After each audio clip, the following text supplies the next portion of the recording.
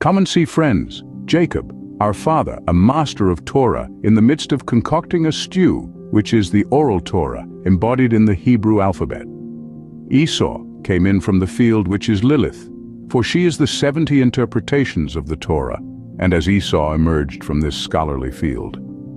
Exhausted from distinguishing between the permissible and forbidden, Esau sought sustenance from Jacob's vibrant red stew, a symbol of the Oral Torah transcribed and simplified for the unlearned and dumb, knowing its absence would mark the demise of Judaism. Hence, Esau was christened Edom, symbolizing the Mishnah authored during the exile of Edom. Yet Jacob made a proposition: sell me your birthright now. Facing death, Esau deemed the birthright, namely the tree of life and the mystical elements of the Torah, unnecessary as he was succumbing to the knowledge of the tree of good and evil by the field or Lilith. Jacob sought an oath from Esau, who agreed, passing his birthright to Jacob. Jacob offered Esau bread, namely the Written Torah, along with the stew, the Mishnah and Gemara. Consuming them, Esau displayed his ignorance towards his birthright.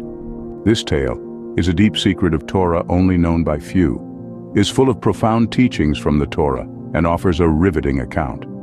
The scene where Jacob prepares a stew is a great secret. The Torah Shebe-al Peh, or the Oral Torah, materialized through written letters, is the red stew and is not to be taken lightly. For it is in a form that even the dumb and the unwise can comprehend, knowing that without writing it down, Judaism would die.